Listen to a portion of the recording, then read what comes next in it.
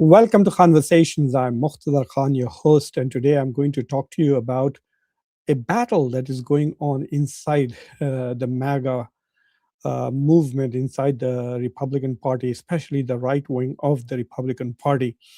And this battle is essentially for who will be the successor to Donald Trump, who will become the Republican nominee in 2028.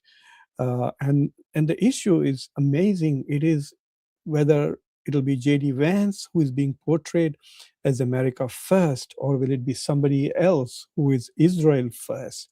So this has become the dividing line, even though for most of the Americans, it is not foreign policy that matters, it is domestic policy that matters. One of the biggest crises, as you have all, those of you who observed the elections in New York, which most Democrats wanted to make it about Israel, where the Democratic establishment came across as clearly as Israel first, especially Schumer and Hakeem Jeffries and the other senator, I keep forgetting, Kristen Gillibrand. They all came across as Israel first, whereas Mamdani, who came across as the only New York first, New York last candidate, won the election in mayor. So now the battle began, and this all happened at Turning Point USA's annual convention or conference called America Fest or AmFest. So basically, what has happened here was that some voices who are seen as being very pro-Israel and supporting U.S.-Israeli strategic partnership came out and started literally calling out names and attacking people. Other MAGA voices like Candace Owens and Tucker Carlson and Steve Bannon and Megyn Kelly. And suddenly now you find that they were also at that event, and so they went after each other. And so it's absolutely fascinating. I'm not a regular viewer of conservative media and consumers, so I'm missing out, I think, on some of the subtle details.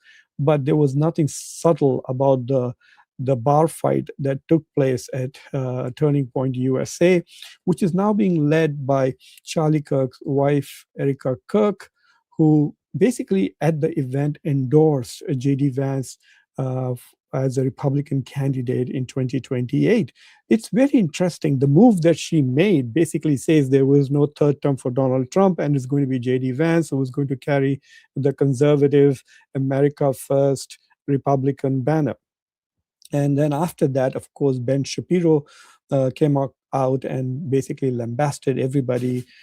Anybody these days who is critical of Israel is simply labeled as anti-Semite. And so he went on to call lots of people cowards and anti-Semitic, etc. But basically, it was Tucker Carlson who really exposed the undercurrents of the debates inside the MAGA movement. And so I'm going to play to you a clip of I think one of the most critical aspects of Tucker Carlson's speech there, and listen to that. And then after that, I will tell you as to how the alignment of America first versus Israel first is happening inside the Republican Party. And I think you will see the same thing inside the Democratic Party, even though nearly 90% of Democrats now do not swear by Israel. The leadership is still there. So you will see a pro-Israel and a pro-America agenda inside the Democratic Party too, but we will keep that for when that happens. But now here's Tucker Carlson, and after that, I will unpack that for you and actually show you who is standing up for Israel inside the MAGA movement. So you must understand that Trump put together a very interesting coalition. A lot of people who would have otherwise voted Democrat, especially bringing in young voters. And Charlie Kirk's movement, Turning Point USA, apparently played a significant role in turning out young college kids, especially young white men, to come out and support Donald Trump. So basically, the battle is about who will inherit the mantle of MAGA, who will inherit this coalition that Donald Trump created to win the White House by a significant margin. He won all the battleground states and literally wiped the floor with Kamala Harris. So let's continue with Carlson, he's talking very clearly and saying this battle that you see right now, and this is just 1 year, even 1 year is not yet complete. So what? So he's saying very clearly this entire fight that is going on inside MAGA is because there is a segment in the Republican Party that does not want J.D. Vance to be the successor to Donald Trump. These days, there's a lot of chatter going on which says that the Trump himself is lukewarm towards J.D. Vance. And just 3 or 4 days ago, Marco Rubio had a 2-hour press conference. And I did watch it. Obviously, he's the Secretary of State, and I cover foreign policy issues. And to me, what was interesting was that Marco Rubio's press conference looked more like a presidential. He was auditioning for the job of the president rather than talking as an acting Secretary of State or the Secretary of State who is at the moment focused on foreign policy. So yes, they are probably looking at this. So, and let's continue with Carlson because he explains why they don't want J.D. Vance. Trying to say that there are some people who do not want the MAGA movement to stand for America first. They want it to be make America great again. That is fine, but they don't want to do this because putting America first means putting the national interest of the United States first. And because J.D. Vance is seen as person who places America first, he is not liked by some people, and we will show you who those people are. And he says very clearly, Ben Shapiro basically attacked Tucker Carlson for being anti-Semite, and apparently Tucker Carlson is now the anti-Semite of the year of 2025.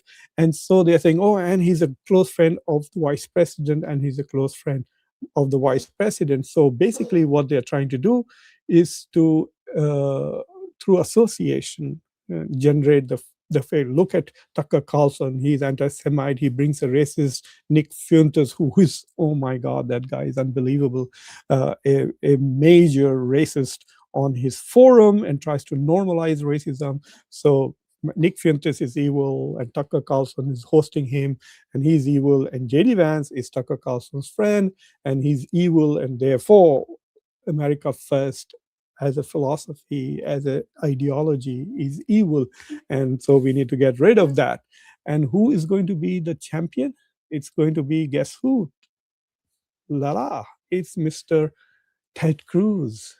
So Ted Cruz is running in. So the Zionist Organization of America, Morton Klein, basically is supporting Ted Cruz, and the Washington Post basically published this article in which they said Ted Cruz is planning, perhaps seriously considering running for president. He ran in 2016, and remember, Donald Trump labeled him as Lying Ted, and that label stuck for a while, and he lost in the primaries to Donald Trump. So Ted Cruz now is running for president. If you read this article in the Washington Post, let me show you the top. Yeah, this is Ted Cruz ways another presidential setting up a clash with J.D. Vance. But the whole article is not about anything that is a crisis in America, like a crisis of affordability in America, or the crisis with China, or the crisis of manufacturing, loss of jobs, all the problems, inflation, etc., that America is facing. The whole justification is Ted Cruz is running because there is now anti-Semitism and anti-Israeli movement inside the MAGA movement. So Ted Cruz is coming to the rescue of Israel.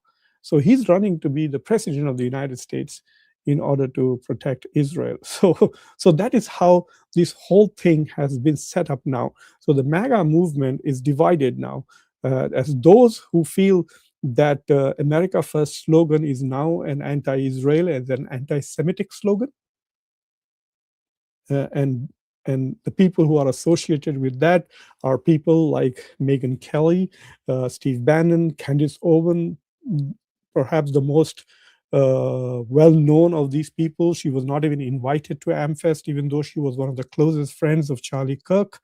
And on top of that, you have another person, Steve Bannon. There are 4 of them I have in my mind at least: Tucker Carlson, Steve Bannon, Megyn Kelly, and Candace Owens. These are the 4 who are seen as the America First crowd, and then people like Ben Shapiro and Ted Cruz are the ones who are basically Israel firsters. So this is how the debate is going to go. And it got really, I mean, it was at some point quite unparliamentary. So, for example, I'm going to end this discussion by saying that this is going to unravel the GOP. This is going to give the Democrats a huge advantage in 2028 if they are so divided. And I hope the Democrats don't do stupid things like, oh, I'm running for president to save the Western civilization. I'm fighting for Kiev. I'm fighting for Ukraine. I'm fighting for Taiwan. If the Democrats go down the line, they're going to lose. They have to simply forget the ideology of Joe Biden, who had only one slogan: ironclad commitment to Israel, which a lot of Democrats began to see as ironclad commitment to genocide and defending genocide and supporting and funding genocide. If the Democrats go down the lane, they will lose to the Republicans. If they stick to the core issues of Americans whose lives are vulnerable, jobs, we don't know what artificial intelligence and what these tariff-related trade wars are going to do to the US economy in the next 3 years. So we have to make sure that the Democrats, at least they need to focus on America, like Zohran Mamdani did, focusing on New York's problems and not Israel's problems. So we will see what happens going forward. But I want to show you how pretty nasty it got if you listen to the way Steve Bannon was talking. Steve Bannon is another major MAGA voice. He was the strategic advisor to Donald Trump in the first term. He worked in the White House. In fact, he went to jail for Donald Trump. So he's an important voice in the MAGA movement, and he seems to be clearly behind J.D. Vance and this America First agenda. So here goes. Here comes Steve Bannon. Ben, you can't handle the truth. He's talking about Ben Shapiro, who kept talking about, oh, we need to talk about truth. So he just talked about truth, especially coming from Ben Shapiro. It was quite interesting, to say the least. What is Greater Israel? It's not about Israel itself. It's about an expansionist Israel, an imperial Israel that Netanyahu and that crowd have thought up. And the Israel First crowd is Ben Shapiro, Tel Aviv Mark Levin, and many others that want to put that ahead of America's interests. Charlie Kirk fought that. You know where Charlie Kirk fought it? In the White House. I know, because I was there. When I went back, Charlie Kirk was working with Sergio Gore to make sure that we didn't get sucked into a land war, a decapitation of the Iranian elites that would lead to a massive civil war that American troops would get sucked into, because that was Netanyahu's plan from the beginning. So this is what it is. They are laying it out that Israel is trying to get America to go and fight its battles, and that's not what we want to do. We don't want to get into endless wars.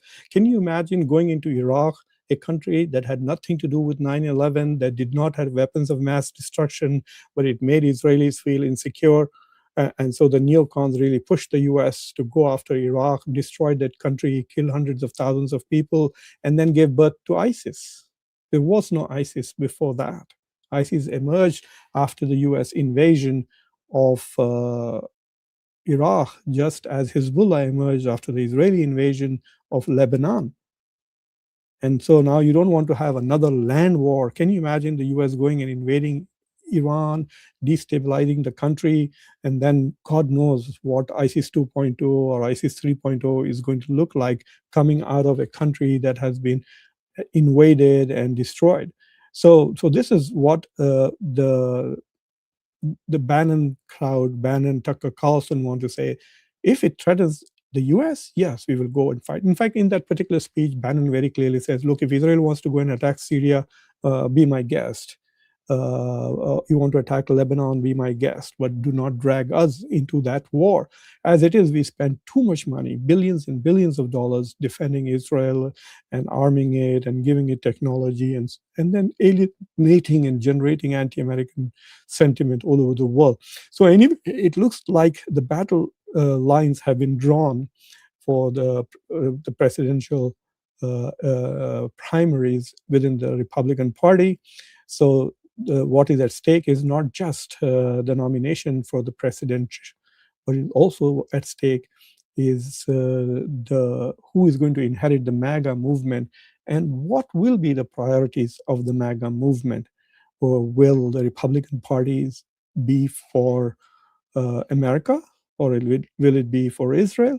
And I think that's what the debate is going to be on the right for a long time. I think this is a great opportunity for the Democrats. All they need to do is to focus on affordability. If they remain focused on affordability, because things are getting tough, I can tell you that. This week, I bought all my meds. Now I buy medicines once in 3 months, and the prices have gone through the roof. I'm by the grace of God, I'm doing well, so it doesn't hurt me. But I can imagine for people, for an average American family, that inflation must be hurting. So anyway, so something interesting has happened. I'm describing the battle for Republican nomination 2028 as the battle between Israel first and America first.